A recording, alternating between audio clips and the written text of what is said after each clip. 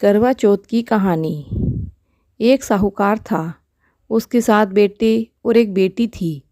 उसका विवाह किया। वह पीहर आई जब करवा चौथ का व्रत आया। सब भौजाइयाँ चौथ का व्रत की। ननंद बोली, मैं भी चौथ का व्रत करूँगी। भौजाइयाँ बोली, आप चौथ का व्रत मत करो क्योंकि आपसे भूख निकलती नहीं है। पर ननंद मानी नहीं। दिन भर व्रत किया।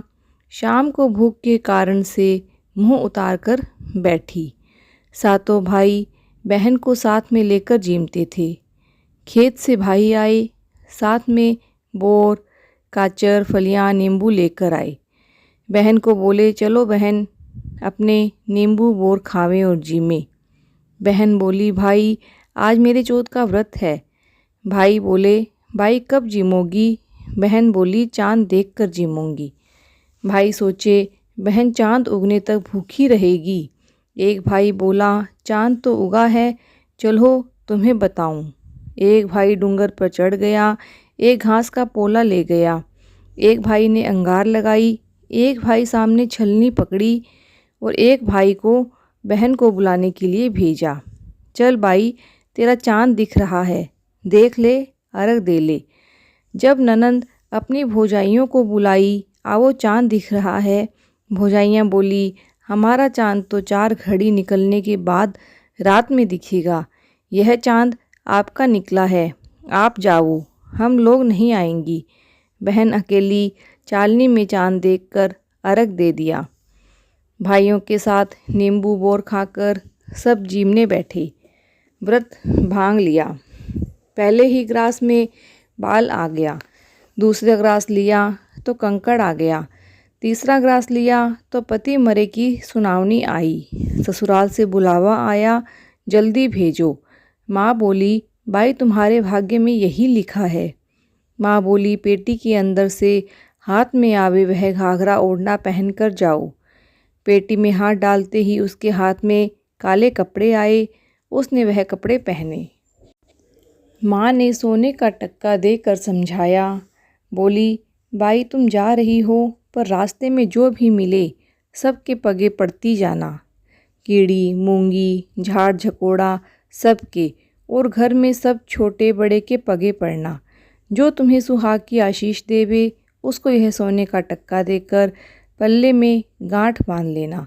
वह पीहर से निकली तो रास्ते जो भी मिले सबके पैर पड़ती गई। रास्ते में मिली, उसने यह आशीष दी, सीली हो, सबीली हो, 7 भाइयों की बहन हो, तुम्हारे भाई सुखी रहें और तुम अपने भाइयों का सुख देखो। उसको कोई भी सुहाग का आशीष नहीं दिया।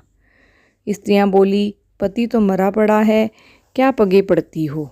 6 महीने की एक जेठुती पालने में सोई थी, उसके पगे पड़ी। तब वह बोली, सीली हो, सपूती हो, बूढ़ सुहागन हो, 7 बेटों की माँ हो।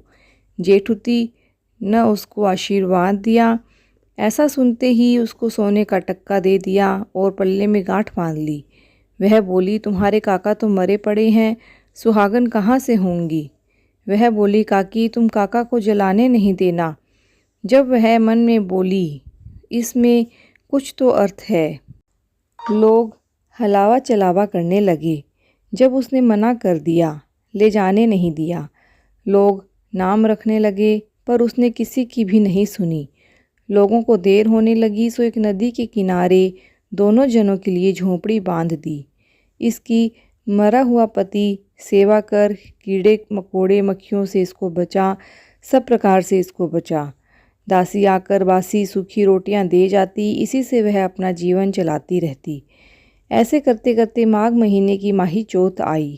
केस खुले, दांत पीसती, आंखें काटती, कड़कड़ाती, करवा पिया और बोली, करवो पी ये करवो पी, बिलख बाई करवो पी, घणी भुखियाणी करवो पी, व्रत भांगनी करवो पी, 7 भाया की भैनड़ करवो पी, फूंक फलियाँ खावणी करवो पी, चालनी में चांद देखनी करवो पी।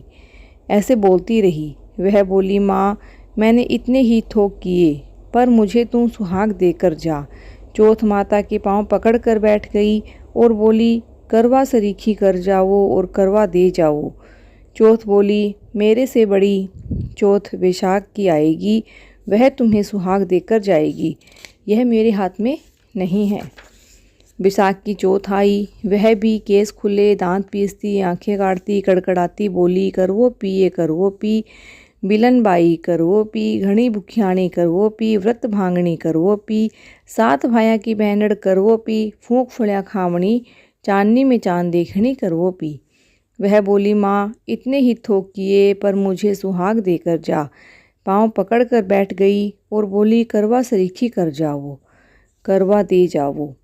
चौथ बोली, मेरे तो बड़ी भादवे की चौथ आएगी, वह तुम्हें सुहाग देकर जाएगी, उसको तुम छोड़ना नहीं, मेरे हाथ में यह नहीं है। भादवे की चौथ आई, केस खुले, बिजलियाँ चमकाती, गाजती, घूरती, दांत पीसती, आंखें काटती, कड़कड़ाती बोली, करवो पी ये करवो पी, व्रत भांगणी करवो पी, सात भाया की बैनड़ करवो पी, फूंक फुल्या खावणी, चालनी में चांद देखनी करवो पी। वह बोली, माँ मैंने इतने थोक किए पर मुझे सुहाग देकर जा। ऐसे बोलकर चौथ माता के पांव पकड़ लिए और बोली, करवा सरीखी कर जाओ, करवा दे जाओ।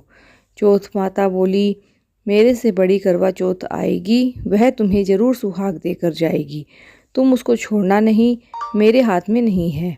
कार्तिक की करवा चौथ आई, केस बिखेरती, दांत पीसती, आंखें निकालती बोली, करवो पी, बिलख बाई करवो पी, घनी भुखियाणी व्रत भांगनी, सात भाया की बैनड़ फूंक फुल्या खावणी, चांदनी में चांद देखनी करवो पी। वह बोली, माँ मैंने इतने ही थोक किए। चौथ माता उसको मारने लगी, लबूरने लगी, धक्का देने लगी, पापिनी हथियारिणी बाजू हट, मुझे मत छू। वह पक्के पाँव पकड़कर बैठ गई और गिड़गिड़ाने लगी, बोली, माँ मैंने इतने ही पाप किए पर मुझे सुहाग देकर जा।